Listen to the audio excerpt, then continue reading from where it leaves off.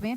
Sir, इसके पहले भी तमाम जिम्मेदारियां आपने तमाम हॉस्पिटल में संभाली है, काफी ऊंचे पद पर भी आप रहे हैं, लेकिन इस बार आपने यथार्थ हॉस्पिटल को चुना है, क्यों? क्या कुछ खास वजह रही है इसके पीछे? मेरी यथार्थ ग्रुप को ज्वाइन करने के लिए जनता, पहले मैं इसी शहर में 10 साल से हूँ, दिल्ली एनसीआर में लास्ट 20 ईयर से हूँ। मैं लेप्रोस्कोपिक, रोबोटिक और ऑन्को सर्जन हूँ। सबसे बड़ी बात यह थी कि इससे पहले मेरे पास एक हॉस्पिटल की जिम्मेदारी होती थी। मैं इंडिया न्यूज़ पे तीसरी बार आया हूँ पैनल डिस्कशन में। तो एक तो ये बड़ा ग्रुप है और अब की बार मुझे 8 हॉस्पिटल की एक साथ जिम्मेदारी मिली है। मैं यथार्थ ग्रुप का ग्रुप डायरेक्टर हूँ, साथ में मैं मेडिकल एडवाइज़र हूँ। कई बार आपका एडमिनिस्ट्रेशन से कन्फ्लिक्ट होता है। यहाँ पे मेरा पद, मैं एक रोबोटिक सर्जन भी हूँ, साथ में मैं मेडिकल एडवाइज़र भी हूँ, क्योंकि एज ए डॉक्टर मैं डॉक्टर्स की प्रॉब्लम एडमिनिस्ट्रेशन से डिस्कस कर सकता हूँ। दूसरी बात क्या है कि अभी तक जितने भी कॉर्पोरेट हॉस्पिटल है, you know very well, corporates only 10% population को कैटर करते हैं और 90% पॉपुलेशन गरीब है, जो कि गवर्नमेंट हॉस्पिटल पे या नर्सिंग होम लेवल पे और हर आदमी को, मैं एक आरएसएस से भी बिलोंग करता हूँ। बचपन से मेरा सपना था कि मैं एक डॉक्टर बनूँ एंड मेरा एक मोटो है कि money is by product and everyone should get A treatment irrespective of financial status. यथार्थ एक लिस्टेड कंपनी है और यथार्थ ग्रुप ने जब मुझे कॉल किया तो यथार्थ जो एडमिनिस्ट्रेशन है, उन्होंने मुझको ये बताया कि भाई एक तो लिस्टेड कंपनी होने के कारण in compare to other corporates in Faridabad and Delhi NCR हम काफ़ी कंपेरेटिवली पेशेंट को एक्सपेंसेज आते हैं 30 to 40% less in compare to other hospital, क्योंकि हमारा लिस्टेड कंपनी है, हमें we don't have any depth. तीसरी बात क्या है कि हमारे पास लेटेस्ट इक्विपमेंट्स हैं, वी आर ग्रोइंग। अभी में जहाँ मैंने ज्वाइन किया था हम 5 से 8 हॉस्पिटल हो गए हैं और जल्दी हमारा गुड़गांव में 500 बेड का हॉस्पिटल आ रहा है। अभी हमने आगरा में माननीय योगी जी ने हमारे 300 बेड का इनॉग्रेशन किया है। माननीय रेखा गुप्ता जी ने, हमारा बहन रेखा गुप्ता जी ने मॉडल टाउन में 300 बेड का इनॉग्रेशन किया है और गुड़गांव में 500 बेड आ रहे हैं। 3 हॉस्पिटल, सबसे लेटेस्ट जेसीआई एक्रेडिटेशन हॉस्पिटल हमारा नोएडा एक्सटेंशन में है। तो हमारा जो में health for all, patient first is our approach. Second, साथ में this is the only group जिन्होंने पूरे उत्तरांचल पंजाब में एक विवेकानंद ट्रस्ट चलता है, उसमें भी ये सहयोग कर रहे हैं, जिसके कि 16 हॉस्पिटल हैं। अभी वृंदावन में भी 400 बेड का हॉस्पिटल आ रहा है, जहाँ पेशेंटों का आयुष्मान और तरीके से फ्री इलाज होता है। तो we treat all sector of the patient, that is my motto और यथार्थ ग्रुप का मोटो, इसलिए I am switch over to Yatharth hospital. जी सर, काफी बखूबी से आपने जवाब भी दिया और समझा भी दिया चीजों को कि क्या क्या सहूलतें मिल रही हैं। आगे बढ़ेंगे, सीएमओ डॉक्टर जयंत आहूजा जी एक बार फिर से हमारे साथ जुड़ चुके हैं। सर, आप टीबी स्पेशलिस्ट भी हैं, तो मैं आपसे जानना चाहूंगी, जिस तरीके से सरकार का यह अभियान चल रहा है, भारत सरकार का टीबी मुक्त भारत, उसके लिए सरकार तमाम सहूलतें भी दे रही है, लेकिन जो केंद्र बनाए गए हैं, जो उनकी दवाएं हैं, लेकर के लोगों के मन में कुछ असमंजस की स्थिति रहती है कि ये जो सरकारी दवाएं हैं ये अच्छी नहीं होती हैं। ऐसा लोगों के मन में एक डाउट रहता है और उनको लगता है कि नहीं नहीं, अगर हम अफोर्ड कर सकते हैं, भले ही हमें उसके लिए कर्ज लेना पड़े, हम प्राइवेट हॉस्पिटल से ही कराएंगे। और लोगों के अंदर टीबी को लेकर के सर डर बहुत ज्यादा है। अगर उनको हल्का सा भी मालूम चल जाए कि उनके बच्चे को, उनके घर में किसी को टीबी है, वो डर जाते हैं। तो डरना कितना जरूरी है और डरना चाहिए या नहीं, पहले तो वो बताइए। और ये भी बताइए सर कि ये दवाएं चाहे हम सरकारी हॉस्पिटल से ले चाहे प्राइवेट हॉस्पिटल से, फर्क होता भी है या नहीं? जो सर दर्शकों को जो डाउट है सर उसको क्लियर कर दीजिए। जयंत जी, पहले तो धन्यवाद फिर से इस मंच पे मेरे को आमंत्रित करने के लिए। टीबी का जो प्रोग्राम है वो सरकार के द्वारा नोटिफाइबल डिजीज़ की कैटेगरी में डाला गया है। नोटिफाइबल डिजीज़ की कैटेगरी में डाला गए प्रोग्राम के कारण इसके अंदर भारत सरकार के द्वारा सभी राज्यों में उच्च गुणवत्ता की दवाइयाँ उपलब्ध कराई जाती हैं। उसका जो प्रोडक्शन है उसको बहुत स्ट्रिंजेंट कंट्रोल रखा जाता है और कहीं पे भी जो दवाई टीबी की मिलेगी वो गुणवत्तापूर्ण दवाई ही मिलेगी। बिना गुणवत्ता के कोई अगर दवाई मार्केट में आने की कोशिश भी करेगा तो अपने हाथ जला बैठेगा। इससे ज़्यादा स्ट्रॉन्ग वर्ड्स में मैं नहीं कहूँगा। भारत सरकार ने सभी राज्यों को टीबी के प्रोग्राम में प्रधानमंत्री जी के आह्वान पर कंट्रोल किया हुआ है। टीबी के प्रोग्राम को एक फ्लैगशिप प्रोग्राम कहा जाता है। टीबी के प्रोग्राम में सभी राज्य बढ़ चढ़ के भागीदारी ले रहे हैं। इंडस्ट्रीज़ में वर्कर्स को स्क्रीन करने के लिए हमारे कैंप्स लगते हैं। रेलवे स्टेशन या रेलगाड़ियों के जो ट्रैक्स होते हैं उसके आसपास में आपने देखा होगा झुग्गी झोंपड़ी क्लस्टर्स होते हैं, रीसेटलमेंट कॉलोनीज़ होती हैं, उसके अंदर हमारे डायरेक्टली जाकर के कैंप्स लगते हैं। और आपको ये बताना मैं चाहूँगा कि जो प्राइमरी जो ट्रीटमेंट टीबी का होता है, जो दवाइयाँ प्राइमरी ट्रीटमेंट में इस्तेमाल होती हैं, उसके साइड इफ़ेक्ट कम रहते हैं। जब टीबी का इलाज बीच में छोड़ दिया जाता है और टीबी रेकरेंट हो जाती है या मल्टी ड्रग रेजिस्टेंट हो जाती है, तब जो दवाइयाँ इस्तेमाल में आती हैं उनके साइड इफ़ेक्ट ज़्यादा होते हैं। तो ये जो चीज़ें हैं ये नेचुरल चीज़ें हैं कि प्राइमरी टीबी को अगर हम कंट्रोल करेंगे तो पूर्ण स्वास्थ्य मिल सकता है। सेकेंडरी टीबी में इलाज लंबा, कठिन और दवाइयों के साइड इफ़ेक्ट ज़्यादा हो जाते हैं।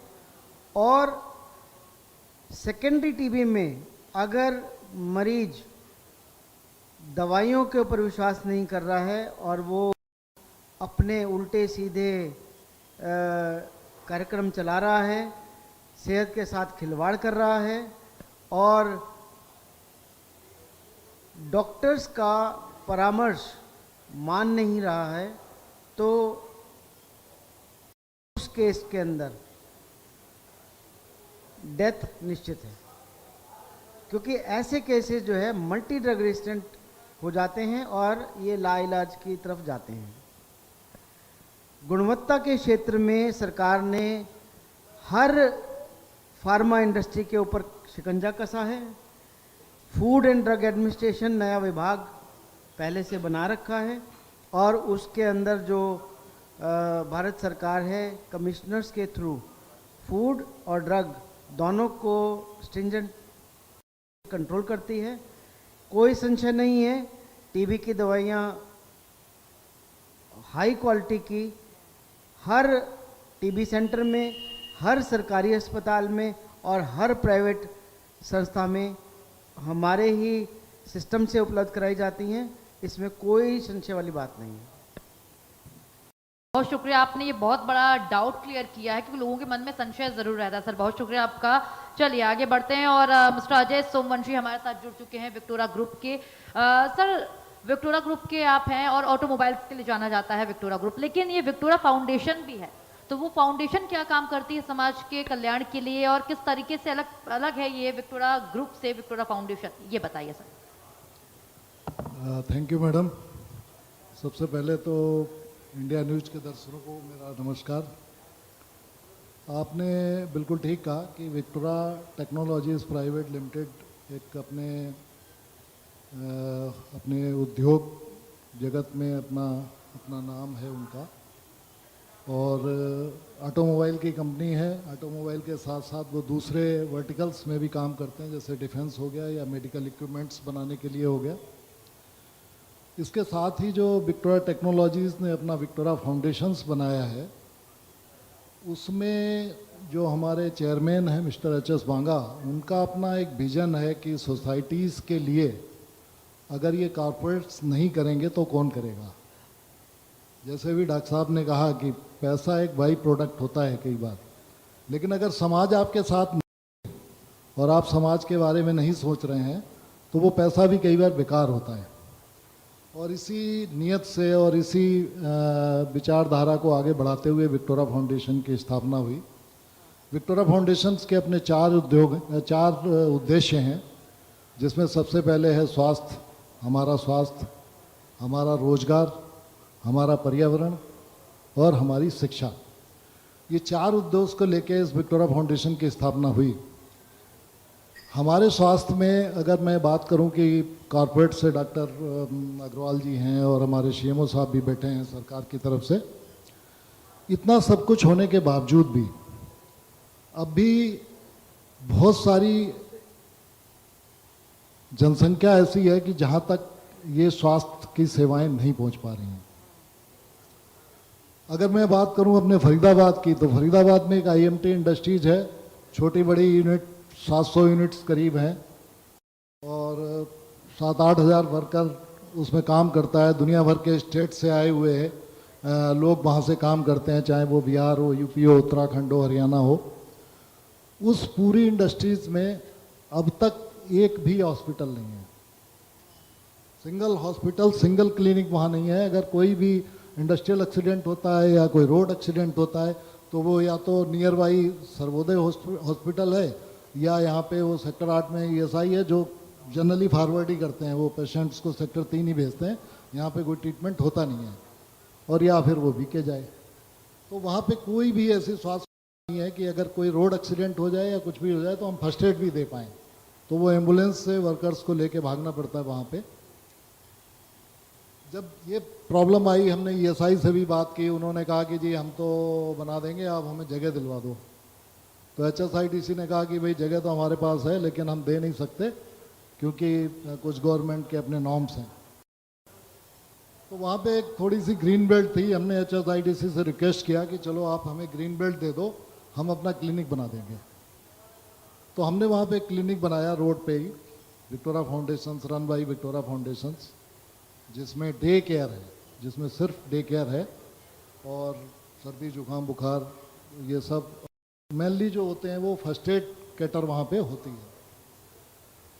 फिर हमने जब देखा कि बहुत सारे गांव से जो लोग मरीज आ रहे थे और ख़ासतौर से जो लेडीज़ें आ रही थी वो बड़ी दूर से बड़ी मुश्किल से आ पा रही थी और वो अपनी अपनी छोटी बड़ी बीमारी उसको कैरी करती हैं और वो नहीं दिखा पा रहे हैं कहीं।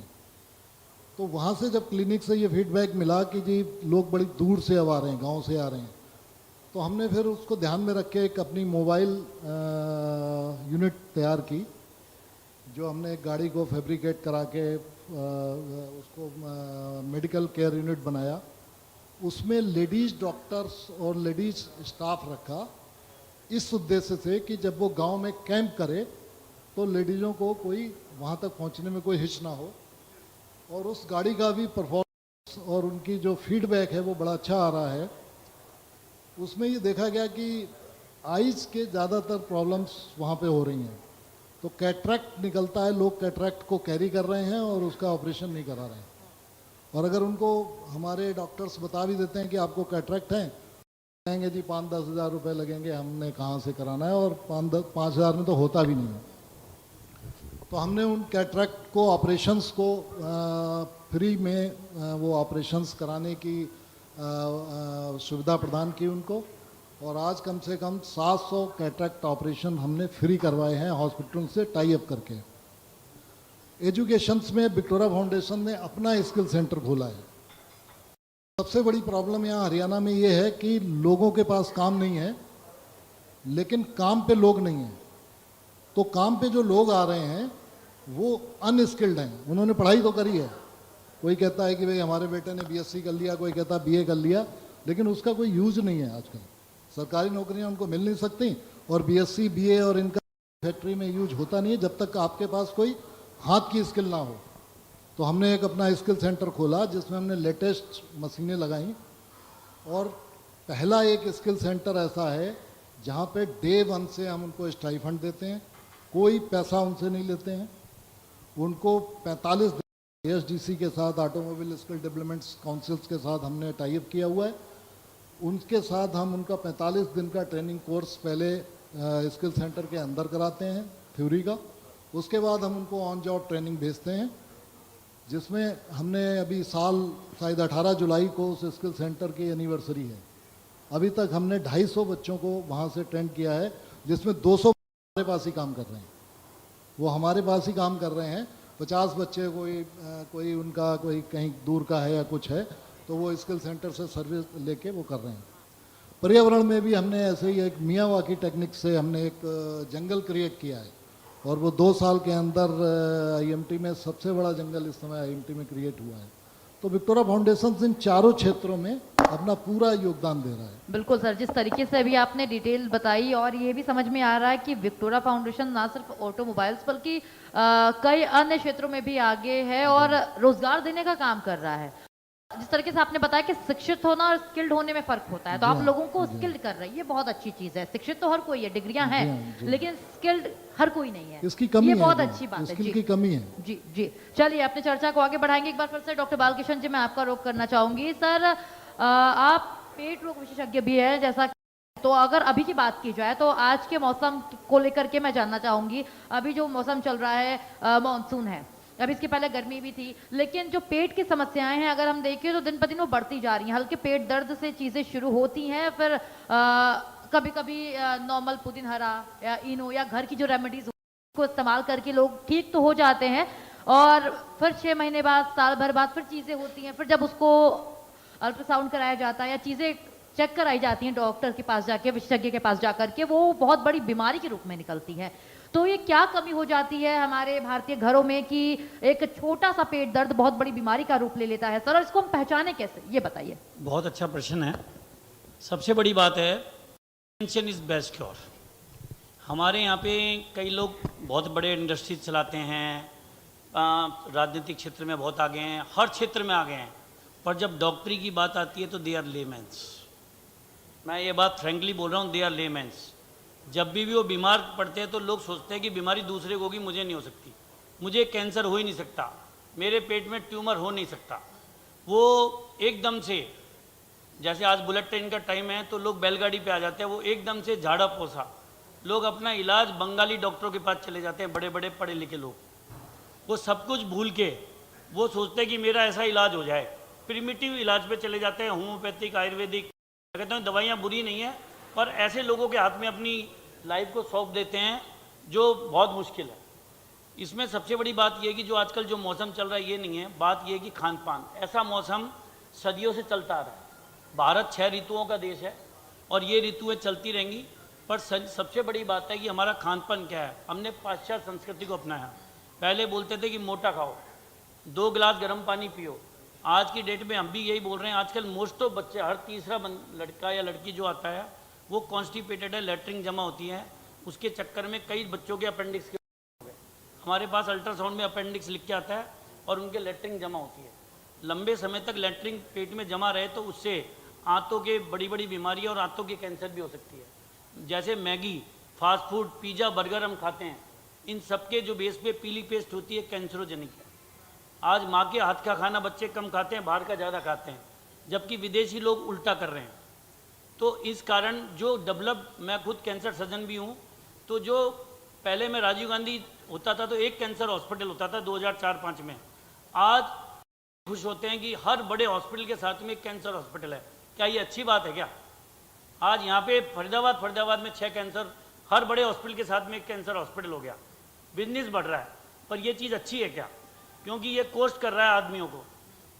तो ये बात देखने की बात है। हमारा जो हॉस्पिटल है सेक्टर 20 है, हमारे यहाँ पे 200 बेड का एक हॉस्पिटल, एक 400-600 बेड हमने खोले हैं। लगातार मैं देख रहा हूँ हेल्थ में कॉरपोरेट्स पे कॉरपोरेट आए जा रहे हैं। बात सिर्फ पैसे की हो रही है, पर वी नीड मनी। हमारा सबसे बड़ी बात है कि हमें खुश रहना। मैं कहता हूँ इतने पैसे की कोई ज़रूरत नहीं होती। खान पान के लिए एक नॉर्मल मीडियम क्लास फैमिली का खर्चा 50 से 60 हज़ार या 1 लाख रुपए तक 2 बच्चों को पढ़ा के हो सकता है। और हम इतना ज़्यादा कमाने में अंध दौड़ में, चाहे डॉक्टर है चाहे कोई भी बिजनेस है, हम ईमानदार नहीं हैं। मैं एक ही बात बोलूँगा, चाहे यहाँ जो भी बैठे हों, चाहे बिजनेसमैन है, इंडस्ट्रियलिस्ट है, नेता हैं, चाहे पत्रकार हैं, मैं एक बात बोलूँगा कि हमारा दृष्टिकोण क्या है। यदि मैं डॉक्टर हूँ तो मेरा दृष्टिकोण होना चाहिए कि कोई भी पेशेंट, चाहे वो रिक्शे वाला आ रहा हो चाहे पैसे वाला आ रहा हो, मेरा आते ही दृष्टिकोण होना चाहिए कि मुझे इसको ठीक करना है। Money is by product. आज मैं रोबोटिक सर्जन हूँ, मुझे तय करना है कि रोबोट कौन से केस में एप्लीकेबल होगा, क्योंकि पेशेंट इज लेमैन। उसको ये नहीं पता, पेशेंट तो आता है कि मेरे जेब में बहुत पैसा है, मैं फलाने इंडस्ट्रियलिस्ट हूँ, डॉक्टर साहब आप मेरा रोबोट से ऑपरेशन करो। हो सकता है आपका रोबोट से ऑपरेशन करना नुकसानदायक हो, पर एक गरीब पेशेंट है उसका से फ़ायदा होता है। कुछ ऑपरेशन है जिनका रोबोट में बहुत फ़ायदा है और लेमैन को पता नहीं होता। लेमैन आता है, चाहे वो पढ़ा लिखा हो चाहे कोई भी हो, डॉक्टर साहब ये लेटेस्ट टेक्नोलॉजी, लेजर से मेरा ऑपरेशन कर दो। अब डॉक्टर, हमने 25 साल की पढ़ाई हमने पढ़ी है, लेजर चीज़ अच्छी नहीं होती। तो हमें ईमानदार डॉक्टर ढूंढना है ईमानदार इंडस्ट्रियलिस्ट ढूंढना है, ईमानदार सीए ढूंढना है और ईमानदार नेता चुनने हैं सोसाइटी में। नहीं तो ये हॉस्पिटल है ना, बढ़ते जाएंगे बढ़ते जाएंगे बढ़ते जाएंगे। आप ये मान के चलो हॉस्पिटल लगातार बढ़ते जाएंगे। आज हमारे ही 9 हॉस्पिटल हो गए हैं, तो ये अच्छी बात है कि मैं 9 हॉस्पिटल का डायरेक्टर हूँ, ये मुझे सेटिस्फाई करता है। पर मुझे साथ में दुख भी होता है कि जब मैं 2004-05 में राजीव गांधी में कैंसर की ट्रेनिंग ले रहा था, तो पहले टाटा ही होता था, फिर राजीव गांधी कैंसर खुला। आज इस शहर में कैंसर के हॉस्पिटल खुल रहे हैं, लोग दवाई पे दवाई। इनमें से बैठे हुए कितने लोग हैं जो दवाई नहीं खा रहा? अपना हाथ ऊपर उठाए। और उनमें से ज़्यादातर वो है जो 70+ है, जो 50+ है वो इंक्लूडिंग मी, मेरी फैमिली हिस्ट्री डायबिटिक की है, तो 50+ के सारे लोग दवाई खा रहे हैं। और फिर हम सीएमओ साहब से पूछ रहे हैं, क्योंकि दवाई बनाने वाला भी ईमानदार नहीं है और दवाई देने वाला भी ईमानदार नहीं है, क्योंकि ये कलयुग है। यहाँ पे ईमानदारी की रखना बहुत कम मुश्किल है। यदि ईमानदार होना है तो अपनी नज़र में ईमानदार हो, अपने आप से ईमानदारी करें। इतना ही कह के मैं बोल रहा हूँ। बहुत अच्छी बात कही सर। चलिए आपकी बात को ही आगे बढ़ाएंगे। डॉक्टर जयंत सर, सवाल यही होगा, ईमानदारी की बात हो रही थी, मेरे मन में भी यही सवाल था। सरकारी अस्पतालों को लेकर के, जैसे मैंने दवाई का जिक्र किया, अभी लोगों के मन में ना कितना भी हम एडवर्टाइज कर दें, संशय, चिंता और ईमानदारी पर प्रश्न चिन्ह जरूर लगा होता है कि वहां जाओगे, अरे उसकी तो खुद की क्लिनिक है, वो बस उसको पैसे देना है, वो अपनी खुद की क्लिनिक में जाएगा, तुम्हारा इलाज वो बेहतर क्यों करेगा या नहीं कर पाएगा, मत जाओ वहां पे। और कभी कभी तो सरकारी डॉक्टर्स ऐसे रिपोर्ट दिखा देते हैं कि हाँ अरे कुछ नहीं है, लेकिन जब उनके मन को शांति नहीं मिलती फिर कहीं और जाते हैं। तो होता है प्राइवेट हॉस्पिटल में, उनको लगता है कि नहीं इसने ये रिपोर्ट दी है, अच्छी खासी रिपोर्ट तैयार करके दी है, पक्का मुझे ये बीमारी है, टीबी, कैंसर जो भी है, या मुझे ये बीमारी है, तो मैं प्राइवेट में ही कराऊंगा। तो जो सरकारी हॉस्पिटलों के लिए एक विश्वास है उसकी कमी, और ये अभी की नहीं है सर, वर्षों से है, वो विश्वास कब तक हासिल कर पाएगा? अगर हम फरीदाबाद के आसपास की बात करें और देश को लेकर के भी अगर हम बात करें, तो क्योंकि एक विश्वास की कमी है सर सरकारी डॉक्टरों और हॉस्पिटल को लेकर के। देखिए, जो विश्वास की कमी है उसके ऊपर मैं ये बताना चाहूँगा आपको कि माननीय नायब सैनी सरकार ने पब्लिक प्राइवेट पार्टनरशिप पर उच्च गुणवत्ता वाले जो डायग्नोस्टिक्स हैं वो अवेलेबल कराए हुए हैं। CT scan, MRI, dialysis, heart surgeries हमारे पब्लिक प्राइवेट पार्टनरशिप मॉड्यूल पे हैं और इसमें हाईएस्ट क्वालिटी इंश्योर करी जाती है।